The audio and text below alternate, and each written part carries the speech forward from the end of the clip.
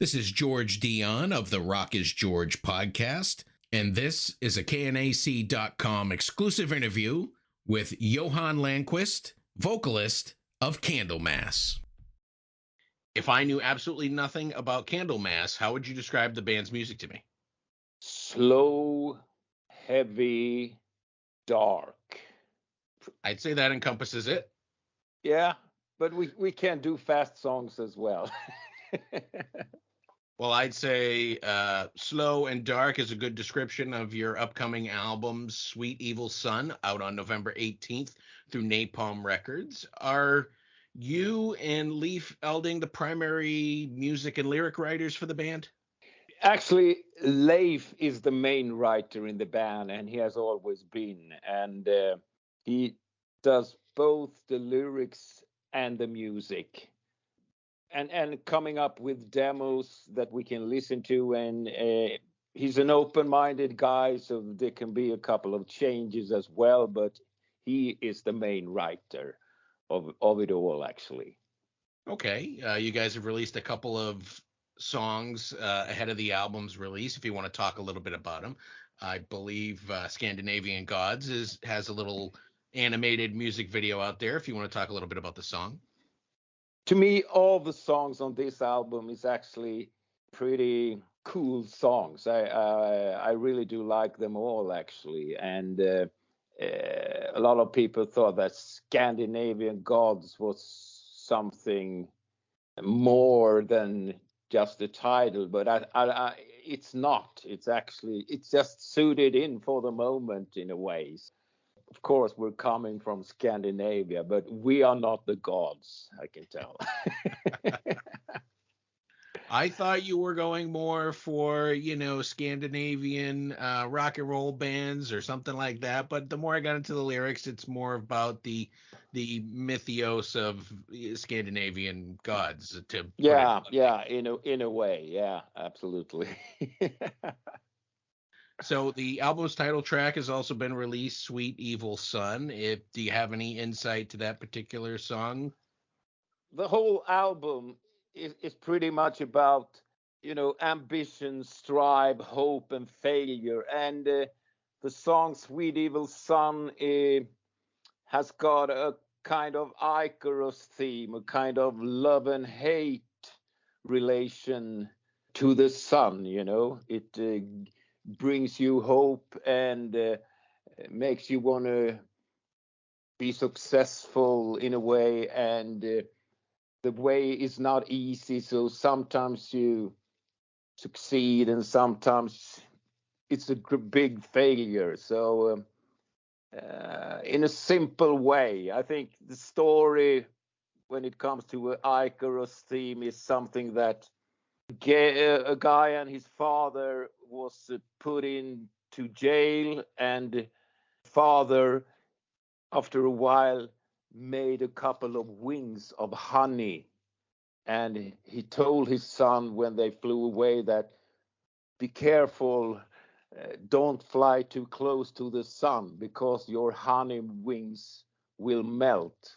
But he was arrogant and thought that I can do it anyway. So he actually, the wings melted and he fell down and drowned in the sea. The short version. I'm not an expert on those kind of things, but something like that. And kind of love and hate relationship, and the sun is the light, but also it can give you hubris. Is that right?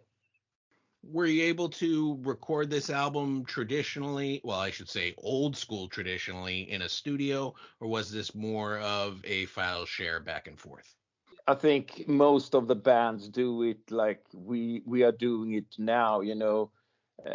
Leif comes up with a demo, and I go down to the studio and put some vocals on it, and he bring the demo back, working on it even more, and then when he thinks that the song is complete in a way, recording the drums, the bass, the guitars, but not at the same time. And when it's all done, me and Leif were going down to listen to the final stuff, and we're putting the vocals on.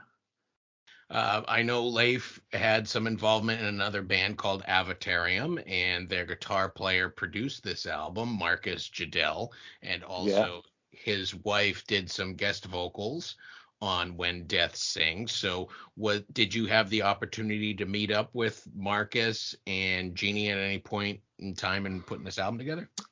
Actually, I've been a friend. I've known Marcus and Jenny for a lot of years, actually, and we have actually done a couple of things together, me and Marcus. So we are very good friends. He's, in my opinion, one of the reasons that the album turned out to be a good album. He's very musical, and he knows exactly how I am when I'm in the studio recording. So I'm playing around in the song and screaming to Marcus, "Oh, that was good. Can we record that?" And he just says, "I just did." So he knows exactly when to push the buttons. Sometimes I'm like a happy child doing the recording. So he's very good, and his wife Jenny Alm is a very good singer. So I actually didn't know that she had been there, because when a whole album is finished, you listen to it and you think that, is there something more that we can put on this to even lift it up a bit more? And that's where she came in and did the vocals on When Death Sighs, and she did a great job. It suits very good to the song, in my opinion. The album's coming out in multiple formats: digital, streaming, CD, vinyl. You guys actually have 3 different vinyls. So vinyl's hot. It's making a comeback. Do you guys have a lot of input on kind of how the vinyl is presented or how the artwork is presented? Yeah. There is a guy. His name is Eric, doing all the art stuff, and he's sending a lot of pics to Leif about the album, and actually on each song, and yeah, he really finds the touch that we and Leif are looking for. So he's a great guy. So far, I don't think that there's a lot of people that have seen all the great stuff that Eric has done. I believe his last name is Rovanpera, Eric Rovanpera. Yeah. I haven't met him in person. I've just seen all the pics that he's sending. So You guys put together this fantastic collector's box for like the diehard fans. It comes with 2 bonus songs and a 20-page book, postcard, stickers, the whole works. I mean, that's kind of something you have to do today, which you probably didn't think you'd be doing again, putting together packages for people to kind of physically touch and observe versus when everything was streaming. I think people appreciate that, actually, these days. As it was back in the 70s and the 80s, people were just sitting down looking at the album and watching all the pictures and maybe read something about it. And it's definitely something that a lot of people do appreciate. I think so. Posters and stuff, that it could be anything, but it makes it a bit more fun to buy a record in a way. You covered a song by Trouble called The Temper. Did you guys ever play with Trouble coming up in the early days? I've never done that, but Leif and Mappe, they are great fans. Were great fans of the band Trouble, so it was a kind of celebration to do that song, because I think Trouble inspired Leif a lot when he was young. So simply a celebration for him when he died. You guys are currently touring or just finished up a tour? I can't tell. And Was this kind of your first time back to the stage after the lockdowns? Yeah, it was the first time after the COVID happens. So actually, we've got something going on in the States again, but I don't know exactly for the moment. But we really do hope so to come come over in the spring if everything turns out well. You played the Hammer of Doom Festival. No, you're scheduled to play the Hammer of Doom Festival. It's a pretty big stage with lots of different bands and stuff like that. This is kind of the way to go these days with live performances, is to take these festival shows overseas. Yeah, for example, next year we really want to do a lot of festivals, but the problem for the moment is that there are so many bands standing in line for the festivals because of the COVID. So we don't know how it will become, but that's for sure our ambition next year. And you actually were on the first Candlemass album, and you returned to Candlemass in 2019 with the 2018. Yeah.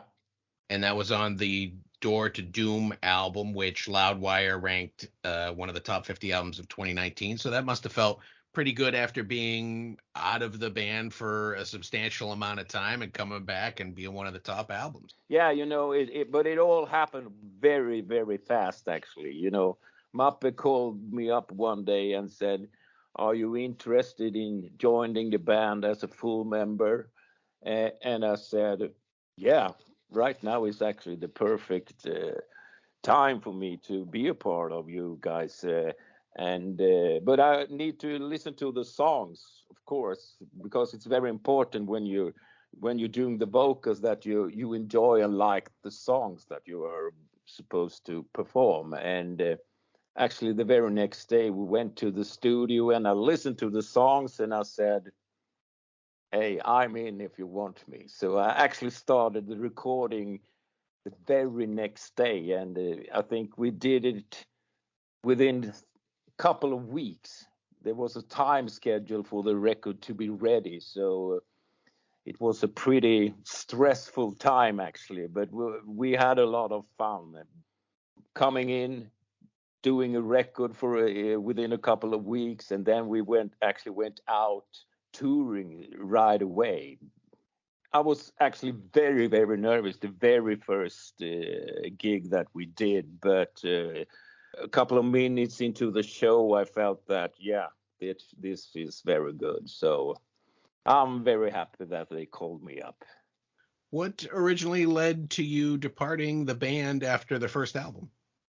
When we did the first album, I actually had my own band, and they knew about it. And I told them, I've got my own band for the moment, and I'm writing songs as well. And I said that's where my heart is, but it would be an honor to do a record with you guys. And we discussed it, and in the end, they said that, well, Johan, we want you to do the album anyway. And that's the simple reason, when you have your own band, that's where your heart is for the moment. And I was just honest to them. And but they wanted me to do the album anyway, and and it turned out very well.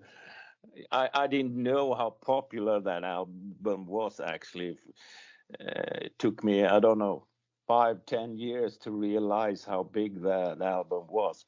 But I'm proud to have been a part of the very first album. Wherever we are going, people are talking about that album. So it has made such a big impression on so many people, and that's fantastic. Did you continue working in the music industry from 1986 through returning to Candlemass? Yeah. I've been into music one way or another, actually, all my life, and I've always had a small studio wherever I've lived through life. So, but not on big stages as we do now with Candlemass. But I've been into music, so I'm pretty experienced when it comes to music in one way. I think that's one of the reasons why it's working out pretty well for the moment. Because, the very first gig I did with Candlemass, there were a lot of eyes watching me. Is he still alive? Can he still sing? I think in the end they thought that, yeah, he's still okay, and that's fine. Well, it certainly sounds like you proved them all wrong, because it looks like your shows are well attended. The new album sounds great. So, are we going to hear more from you with Candlemass in the future? Yeah, of course, of course. I think we will do this as long as we like it. We've said so, all of us actually, and we are having a good time. And sometimes I feel a bit, spoiled, because there are so many great fans out there, and yeah, they're fantastic wherever we go. Do you have any other music projects that you work on during the downtime of Candlemass? I was working on an album when they called me up, but it's not that album. It can take the time it needs. So when I have some time, I'm working with a couple of my own songs, and one day I will release something. But I told the guys in Candlemass that it's Candlemass, and nothing can disturb that. But they know about it, and they said, of course, you should do something if you get the time to do it. Maybe we'll see what's happening in the future. Well, those are all the questions I have for you today, Johan. The new album by Candlemass is called Sweet Evil Son. It comes out November 18th on Napalm Records. It's a great doom album. I think you got another winner on your hand here. Thank you very much, George.